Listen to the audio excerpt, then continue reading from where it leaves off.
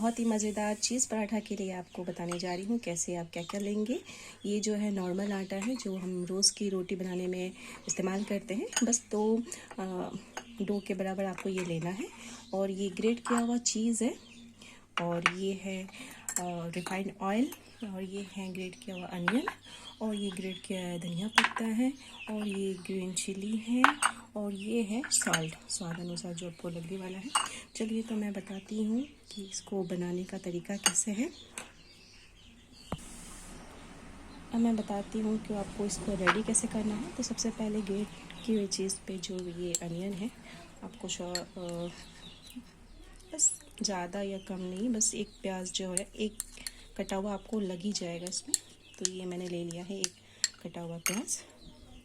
और है इस पे जो ये ग्रीन चिली, आप तीखा और जैसा आपको तीखा पसंद है ऐसा आप डाल सकते हैं। हमें थोड़ा ज़्यादा तीखा पसंद है तो मैं ये पूरा ही ले रही हूँ। और ये उसके बाद जो है कटे हुए धनिया पत्ता जो बहुत ही स्वादिष्ट लगता है, किसी भी खाने में आप ऐड कर सकते हैं इसे। मैं पूरा ही ले लेती हूँ। और स्वाद अनुसार ये सॉल्ट। बहुत ही इजी तरीके से ये बनने वाला पराठा है और बहुत ही स्वादिष्ट लगते हैं। ऐसा लगेगा जैसे कि बिल्कुल पिज़्ज़ा ही खा रहे हैं, पिज़्ज़ा का ही टेस्ट आने वाला है। इसको मैंने अच्छे से मिक्स कर लिया है, आप देख सकते हैं। उसके बाद जो दूसरा प्रोसेस है, इसको क्या करना है कि ऐसे आपको जो है गूंदा हुआ आटा जो है बिल्कुल आपको दो डो इसकी बनाने हैं। नॉर्मली पतले पतले पराठे होते हैं, बस इसके थोड़े से मोटे बनाएंगे तो अच्छा लगेगा। चीज़ जब इसके अंदर से पिघलेगा तो बहुत ही स्वाद आने वाला है। तो मैं आपको बताती हूँ उस पर कैसे आप स्टफिंग को बना सकते हैं। इसको ऐसे बस आपको ऐसे सूखा आटा जो है इसके ऊपर से अच्छे से लगा लेना है। फिर इसको ऐसे आप लोई बना सकते हैं हाथों के सहारे से। मैं ऐसे ही बनाती हूँ।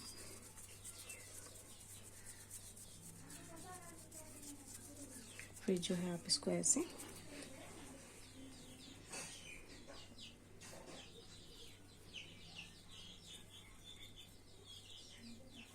अच्छे से आप इसको डालें।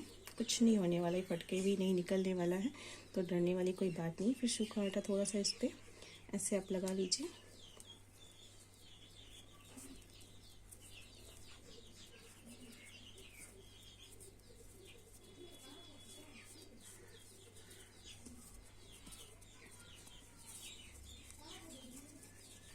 फिर इसको सूखे आटे में थोड़ा सा लगा के बिल्कुल आप ऐसे ऐसे राउंड इसको जस्ट ऐसे बस इसको अब अच्छे से आपको राउंड राउंड जो है बेल लेना है। मैंने भी इसको बेल रही हूँ। अभी इसको ज़्यादा पतला नहीं करना है। पिज़्ज़ा जैसा टेस्ट आना है तो इसको ज़्यादा पतला नहीं करना है। अब ये तावा जो है गर्म हो चुका है, मैं इस पर ये सेकने के लिए डाल दी हूँ। बिल्कुल हल्के फ्लेम में आपको सेकना है ताकि ये मोटा लेयर है को पकने में थोड़ा टाइम लगेगा। मैं फ्लेम हल्का कर दे रही हूँ।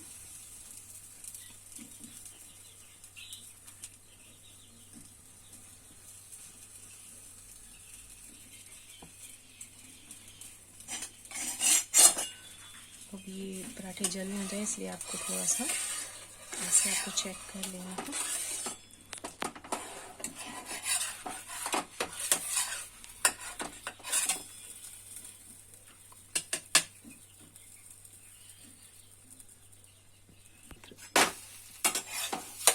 एक साइड सेक चुकी है, देखिए एक साइड सेक चुकी है, मैंने दूसरे साइड में इसको पलट दिया है।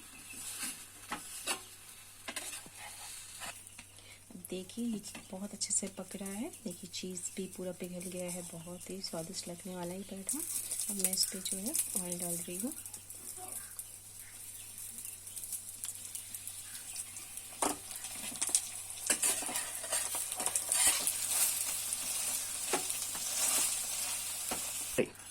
देखिए ये पराठे जो हमारे सिक चुके हैं, बहुत ही लाजवाब दिख रहा है और साथ ही साथ इसमें टेस्ट भी आने वाला है।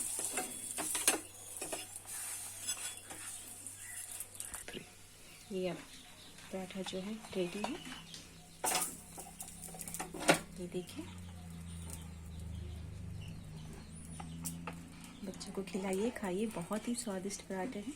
और इसके अंदर का टफिंग कैसा हुआ है चीज़ पिघल के, वो मैं आपको दिखाने वाली हूँ। ये देखिए, बिल्कुल ही अंदर से पिघल चुका है चीज़। अब इसको अब बच्चों को खिलाइए, खुद खाइए, बहुत ही स्वादिष्ट चीज़ पराठा बन के रेडी है।